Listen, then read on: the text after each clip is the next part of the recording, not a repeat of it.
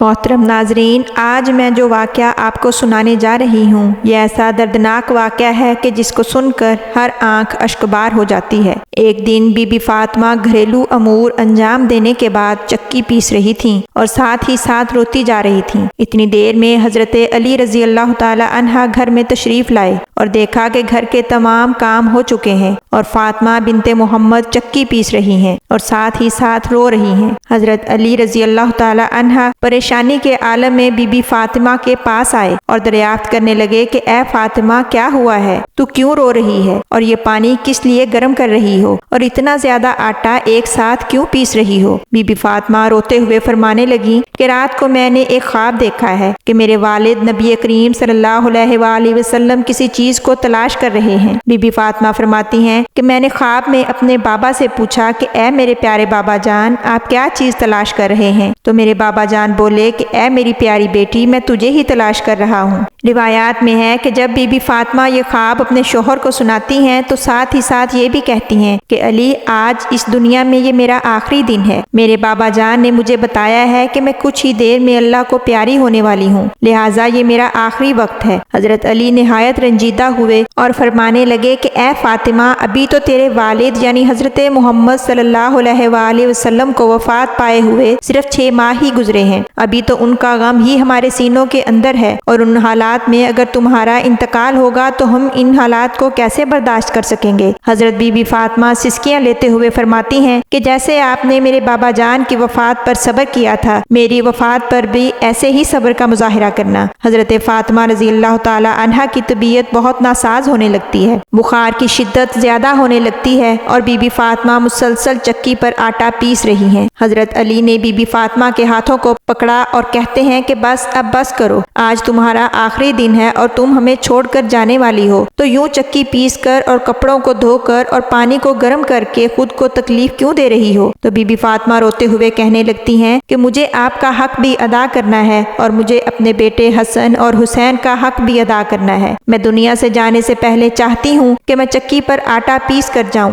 کپڑے دھو کر جاؤں اور اپنے بچوں کو نہلا کر جاؤں، تاکہ میری وفات کے بعد آپ کو کسی کے آگے ہاتھ نہ پھیلانے پڑے۔ حضرت علی بڑی محبت سے ان کو سمجھاتے ہوئے ہاتھ سے پکڑ کر کھڑا کرتے ہیں۔ حضرت علی رو رہے ہیں، بی بی فاطمہ بھی روتی ہیں۔ اتنے میں بی بی فاطمہ کے جگر کے ٹکڑے حسن اور حسین رضی اللہ تعالی عنہ دونوں گھر میں داخل ہوتے ہیں۔ محترم ناظرین، ذرا ایک لمحے کے لیے یہ سوچئے کہ اس ماں کے دل پر کیا گزر رہی ہوگی جو اپنے بچوں حسن اور حسین کو آخری مرتبہ دیکھ رہی ہیں۔ بی بی فاطمہ اپنے دونوں بچوں کو فوراً اپنے سینے سے لگا لیتی ہیں۔ کیسا دردناک منظر ہے کہ بی بی فاطمہ بھی رو رہی ہیں، حضرت علی بھی رو رہے ہیں اور ان دونوں کو دیکھ کر معصوم حسن اور حسین بھی رونے لگتے ہیں اور اپنی والدہ سے دریافت کرنے لگتے ہیں کہ ماں، آپ کیوں رو رہی ہیں؟ پھر اپنے بابا جان سے کہتے ہیں کہ بابا جان، آپ کیوں رو رہے ہیں؟ دونوں بس روتے جاتے ہیں اور کوئی جواب نہیں دیتے۔ بی بی فاطمہ کا بخار بڑھتا چلا جاتا ہے، دونوں معصوم بچے ماں کے سینے سے لگ جاتے ہیں۔ پھر شام کا وقت ہوتا ہے، حضرت بی بی فاطمہ حضرت علی المرتضیٰ کو اپنے پاس بٹھاتی ہیں اور کہتی ہیں کہ میں 3 باتیں آپ کے سامنے رکھتی ہوں۔ بی بی فاطمہ فرماتی ہیں کہ معلوم نہیں کہ آپ کے نکاح میں آنے کے بعد میری طرف سے کتنی تکلیف پہنچی ہو، معلوم نہیں میری طرف سے آپ کو کتنا دکھ اٹھانا پڑا ہو۔ پھر فرماتی ہیں کہ اے میرے پیارے شوہر، خدا کے لیے میرے مرنے سے پہلے مجھے معاف کر دینا تاکہ قیامت کے دن مجھے میرے والد کے سامنے رسوا نہ ہونا پڑے۔ اے میرے پیارے شوہر، اگر میں نے کبھی آپ کے حق میں کوئی کوتاہی کی ہو تو خدا را مجھے معاف کر دینا۔ یہ سن کر حضرت علی رونے لگتے ہیں اور بی بی فاطمہ کے سر پر ہاتھ پھیرتے ہوئے فرماتے ہیں کہ فاطمہ، فکر نہ کر، تو نبی کی بیٹی ہے، کوتاہی تو مجھ سے ہوئی ہے۔ جب سے تو نکاح کر کے میرے گھر آئی ہے تو 2 وقت کی روٹی بھی مشکل سے نصیب ہوئی۔ بی بی فاطمہ روتے ہوئے فرماتی ہیں کہ دوسری بات یہ ہے کہ میرے انتقال کے بعد اگر آپ نکاح کرنا چاہیں تو کر لیں۔ اس کے بعد اپنے بیٹوں حسن اور حسین کی جانب رخ کرتی ہیں اور کہتی ہیں کہ اے علی، جس کے ساتھ چاہے نکاح کر لینا، مگر ایک رات میرے ان دونوں بچوں کے پاس بھی گزارنا۔ یہ نہایت معصوم ہیں، اپنا اچھا برا نہیں سمجھتے، جب یہ بالغ ہو جائیں تو ان کو خدا کے حوالے کر دینا۔ اور تیسری بات یہ ہے کہ جب میرا انتقال ہو جائے تو کسی کو نہ بلانا۔ حضرت علی یہ سن کر چونک جاتے ہیں اور فرماتے ہیں کہ تو نبی کی بیٹی ہے اور کہتی ہے کہ کسی کو نہ بلانا، میں سارے مدینہ والوں کو بلاؤں گا۔ تو بی بی فاطمہ نے اشارہ کرتے ہوئے فرمایا کہ نہیں، کسی کو نہ بلانا، میرے جنازے میں صرف آپ ہی ہوں گے اور یہ میرے 2 معصوم بیٹے ہوں گے، اس کے سوا میرے جنازے میں کوئی نہ آئے۔ حضرت علی ششدر ہوتے ہوئے پوچھتے ہیں کہ آخر اس کی کیا وجہ ہے؟ اس پر بی بی فاطمہ رونے لگتی ہیں اور فرماتی ہیں کہ میرے والد نے فرمایا تھا کہ میری پیاری بیٹی ہمیشہ پردے میں رہنا، لہٰذا میں نے اپنے والد کی کہی ہوئی بات کی لاج رکھی اور میری پوری زندگی میں کسی مرد نے میرا چہرہ اور جسم نہیں دیکھا، اور میں چاہتی ہوں کہ موت کے بعد بھی کوئی میرے بدن کو نہ دیکھے، میں چاہتی ہوں کہ میری موت کے بعد بھی کوئی غیر آدمی میرے جسم کی طرف نگاہ نہ اٹھا سکے۔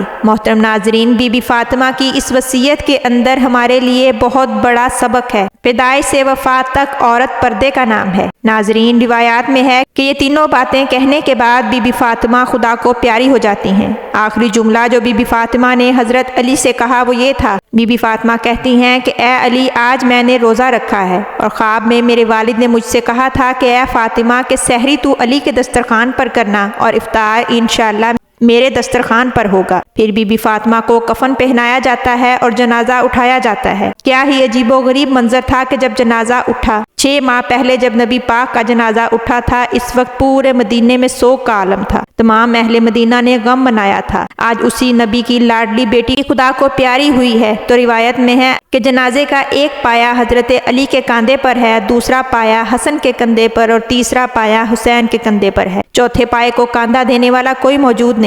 جنازہ لے کر نکلتے ہیں کہ اچانک صحابی رسول ابو ذر غفاری نظر آتے ہیں، تو علی کہتے ہیں کہ بے شک انہیں خدا نے بھیجا ہے، اور کہتے ہیں کہ نبی کی لاڈلی کا انتقال ہو گیا ہے، لہٰذا آپ انہیں کاندھا دے دیں۔ حضرت علی اور ان کے معصوم شہزادے ابو ذر غفاری سب روتے جاتے ہیں اور قبر کے قریب پہنچ جاتے ہیں۔ اب جنازے کو قبر میں اتارنے کا وقت آتا ہے۔ حضرت علی زار و قطار روتے ہیں، ان کی داڑھی مبارک تر ہو جاتی ہے، کپڑے تر ہو جاتے ہیں، نہایت ہی دردناک منظر ہے۔ حضرت علی کبھی بی بی فاطمہ کو دیکھتے ہیں اور کبھی اپنے معصوم بچوں کو دیکھتے ہیں۔ اس منظر کو دیکھ کر ابو ذر غفاری بھی رونے لگتے ہیں اور قبر سے کہتے ہیں کہ اے قبر، کیا تجھے پتا ہے کہ یہ جنازہ کس کا ہے؟ یہ محمد کی بیٹی کا جنازہ ہے، یہ علی کی بیوی کا جنازہ ہے، یہ امام حسن اور امام حسین کی ماں کا جنازہ ہے۔ تبھی قبر سے آواز آتی ہے کہ میں رشتہ دار نہیں دیکھتی، میں اعمال دیکھتی ہوں۔ یہ جو قبر کی آواز آئی تھی یہ بی بی فاطمہ کے لیے نہ تھی، کیونکہ بی بی فاطمہ تو بخشی ہوئی روح تھی، اور نبی کریم صلی اللہ علیہ وآلہ وسلم نے فرمایا تھا کہ وہ جنت کی عورتوں کی سردار ہیں، وہ تو ہر گناہ سے پاک تھیں، ان کو تو دنیا میں ہی جنت کی بشارت دے دی گئی تھی۔ یہ آواز تو ہم جیسے بے خبر اور گناہ گار لوگوں کے لیے تھی۔ بی بی فاطمہ کو قبر میں دفنایا گیا۔ حضرت علی کافی دیر تک اپنے بچوں کو ساتھ لگائے روتے رہے۔ محترم ناظرین، یہ واقعہ آپ کے گوش گزار کرنے کا مقصد یہ ہے کہ آخرت کا معاملہ بڑا خطرناک ہے۔ وہ تو بخشے ہوئے لوگ تھے، وہ تو جنت کے سرداران تھے، وہ تو جنتی لوگ تھے۔ گناہ گار تو ہم لوگ ہیں جن سے قبر ہزاروں سوال کرے گی کہ کون سے اعمال کے ساتھ آئے ہو۔ اللہ پاک ہم سب کو اس فانی دنیا میں رہتے ہوئے نیک اعمال کرنے کی توفیق عطا فرمائے، اور ہماری ماؤں بہنوں کو پردہ کرنے اور بی بی فاطمہ کی حیات طیبہ پر عمل پیرا ہونے کی توفیق عطا فرمائے۔ آمین ثم آمین۔ ناظرین، امید کرتی ہوں آپ کو آج کی یہ ویڈیو پسند آئی ہوگی۔ اس کو لائک کیجئے، دوسروں کے ساتھ شیئر کیجئے، چینل کو سبسکرائب کر کے بیل آئیکن کو پریس کرنا نہ بھولیے گا تاکہ میری ہر نئی آنے والی ویڈیو کا نوٹیفیکیشن بر وقت آپ کو مل سکے۔ حاضر ہوں گی ایک نئے موضوع کے ساتھ، تب تک کے لیے اجازت دیجیے۔ اللہ حافظ۔